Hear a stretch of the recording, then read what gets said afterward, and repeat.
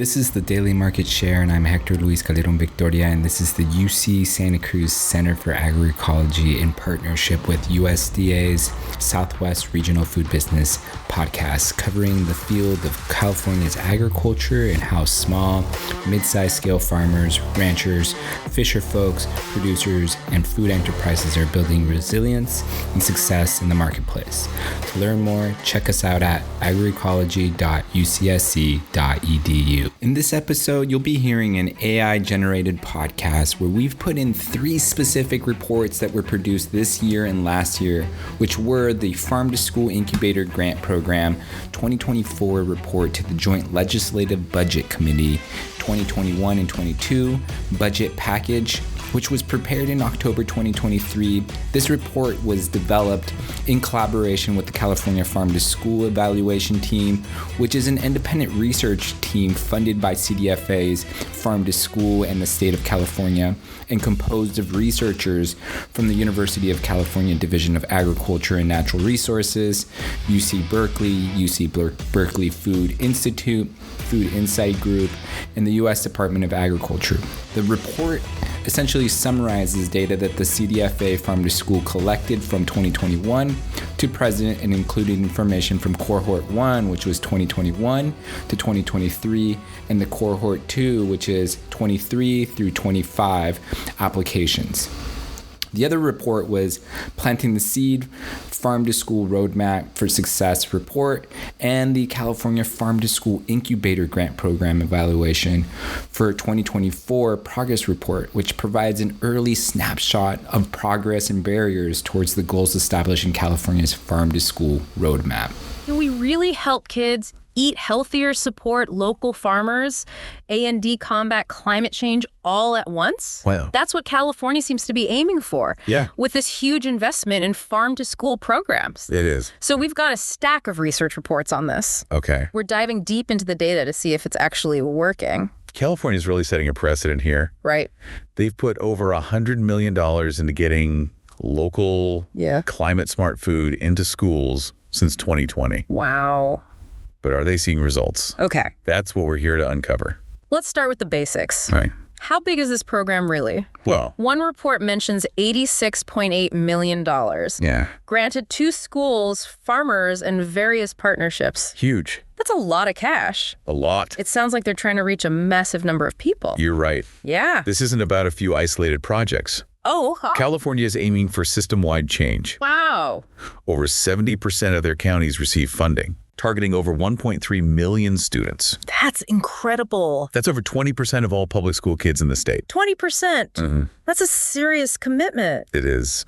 And I noticed that over 70% of the students they're focusing on qualify for free or reduced price meals. Right. It seems like they're really trying to make healthy food accessible to those who need it most. Absolutely. Yeah. This program recognizes that food security and nutrition are intertwined with educational outcomes. They're trying to level the playing field from the ground up. Okay, so we've established that California is going big on this. Mm-hmm. But one thing that really jumped out at me is the focus on supporting farmers. Right. Especially those who haven't always had equal opportunities.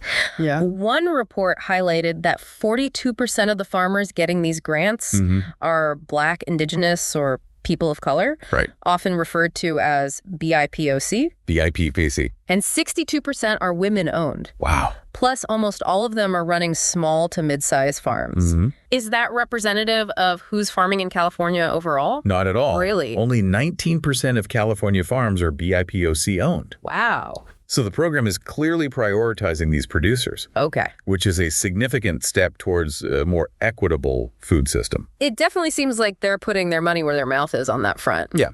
But are these farms actually using climate-friendly practices? Are they walking the walk, so to speak? The report dug into that. Okay. Tracking practices like cover cropping, no-till farming, and organic certification. Yeah. These are all methods that contribute to healthier soil and a lighter environmental footprint. Okay, so what did they find?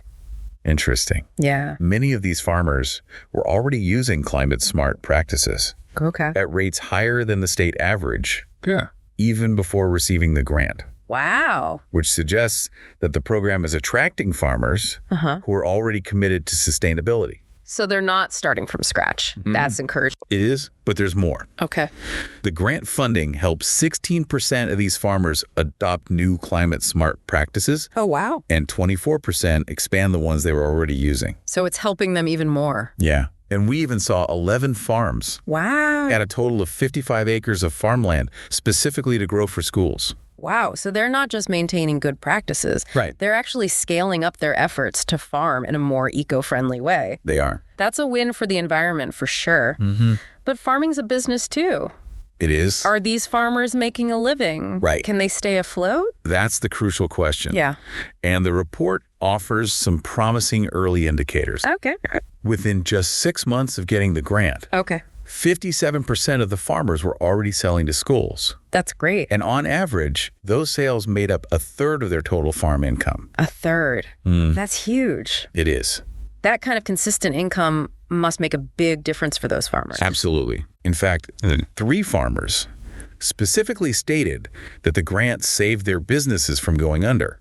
That's incredible. It is a real lifeline for those struggling farms. Yeah, it sounds like it. But there's a caveat here. Okay. The report found that BIPOC and socially disadvantaged farmers often had a tougher time making those connections with schools. That makes sense. Yeah. They might not have the same established networks or resources to tap into. Exactly. Yeah. It highlights the need for ongoing support. Right. Not just financial aid, but also assistance in building those relationships. Yeah. And navigating the sometimes complicated world of school food purchasing.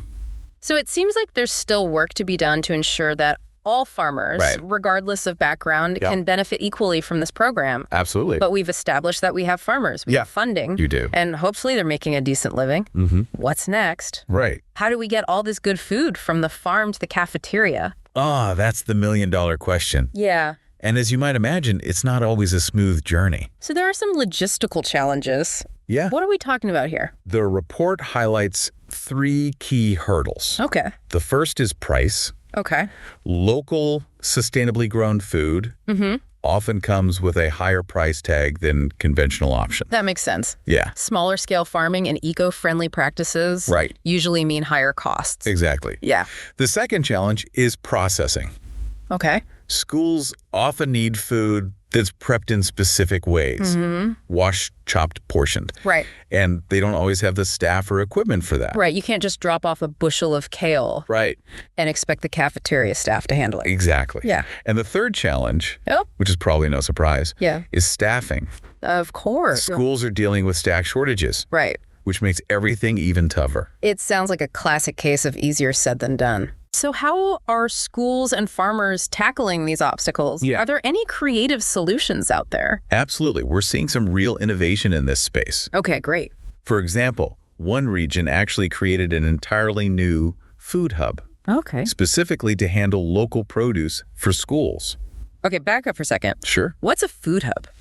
Essentially, it's a central location Okay. where farmers can bring their products, and then the food hub takes care of Yeah. sorting, packing, and delivering those products to buyers like schools. Okay. It streamlines the whole process So it makes it easier. and makes it much easier for smaller farms to participate. Got it. Kind of like a one-stop shop Yeah. for local school food.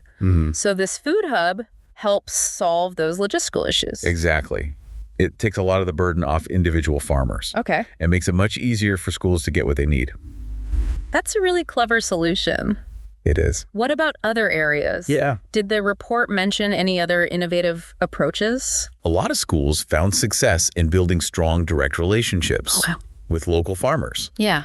By working together, they can figure out solutions that work for both sides. So it's about communication and collaboration, finding that sweet spot where everyone benefits. Precisely. But let's be realistic. Yeah. Schools buy a lot of food. They do. Is this program really making a significant dent in their overall purchases? Right. Or is it more like a drop in the bucket? You're right. Yeah, I was wondering about that. School food purchasing is a huge undertaking. Yeah. To be honest, the procurement stemming from this grant program currently only represents about 1% of the average school food budget. 1%. That does seem pretty small. It does seem that way, Yeah. but it's about more than just the dollar amount. Okay. These grants are a catalyst. Okay. They're helping schools test new models, build relationships with local farmers, and figure out what actually works for sourcing food locally. So it's laying the groundwork for a future where local sourcing becomes the norm, not the exception. Exactly. Okay, so we've talked about the money, the farmers, and the logistics of getting food into schools. Right. But what about the kids themselves? Yeah. Are they learning anything from all of this? That's such an important question. Yeah. This isn't just about getting food into schools. Okay, good. It's about education, too. Because swapping out one carrot for another isn't exactly revolutionary. We're seeing schools embrace garden programs. Okay. Taste tests of different fruits and veggies. Even farm field trips where kids can meet the farmers. Wow. And see where their food is grown. That's amazing. It is. It's a whole new way for kids to connect with food and understand where it comes from. It is. And it's not just happening in elementary and high schools. So, early childhood education centers are getting in on this too. They are. And they're putting a real emphasis on providing culturally relevant foods, things that connect to the kids' own backgrounds. Absolutely. I love that. It is. It's about more than just nutrition. Right. It's about cultural identity and representation. You got it. Yeah. It's about recognizing that food plays a huge role in shaping our sense of belonging and connection to our communities. Starting early with those messages is so powerful. It is. So we've seen what California is doing, but what would it take to make this the norm everywhere? That's a great question. What if every state or even every country made this kind of investment in connecting kids with their food? It is. What could we achieve? That's a powerful question. Yeah. And it gets to the heart of everything we've been talking about. Right. Imagine a world where every child had access to fresh, healthy, locally grown food at school. I like it already. Imagine farmers being supported and encouraged to use practices that regenerate the land and nourish communities. And imagine food education being woven into the curriculum. Okay. From science and math to history and culture. It's a beautiful vision. It is. But how do we bridge the gap between where we are now and that ideal future? Yeah. What are the biggest roadblocks? Honestly, one of the biggest challenges is simply awareness. Really? A lot of people still don't fully grasp the potential of farm to school. I can see that. They see it as a nice bonus, but not a core necessity. It's often viewed as an extra. Right. Something that's great if you have the resources. Right. But not essential to education itself. Exactly. We need to change that perception. Okay. We need to help people understand that farm to school isn't just about food. It's about investing in our children's health, our local economies, and the future of our planet. I like it. It's about creating a food system that's fair for everyone. And sustainable for the long haul. So it's about connecting the dots, showing how farm to school aligns with so many of the things we already care about. Exactly. But awareness is just the beginning, right? Right. We need to address the systemic barriers that make it hard for schools to buy local food, for farmers to sell to those schools, and for kids to develop healthy eating habits. So it's not just about individual schools or farms stepping up. No. It's about creating a supportive environment at every level. Exactly. We need policies that prioritize local and regional food systems. That incentivize sustainable farming practices, that provide dedicated funding for farm-to-school programs, and that ensure all children have access to good food, no matter where they live or their family's income. So it's about creating a web of support that empowers communities to feed themselves. Beautifully put. And it's about recognizing that food is more than just a commodity. It's a fundamental human right. Well said. Yeah, it sounds like a monumental task. It is, but also a tremendously worthwhile one. It is, and it's a task that requires all of us to play a part. Okay. So here's a challenge to our listeners. I like a challenge. Think about how you can get involved in your local food system. Okay. Support your local farmers, advocate for farm-to-school programs in your community, and make sure your elected officials understand that investing in a better food future is a top priority. I love that. It is. It's a call to action that we can all take to heart. Exactly.